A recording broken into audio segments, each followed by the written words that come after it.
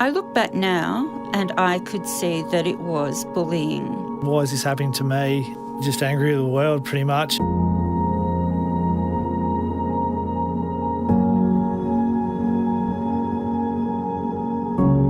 Safety is important at work because we spend so much time there. These are stories that have taken a great deal of courage to share, and they're very powerful, they're very moving. All it takes is for us to stop and check in with a colleague, make sure they're okay, and to use our voice to speak up when we see someone that is really struggling.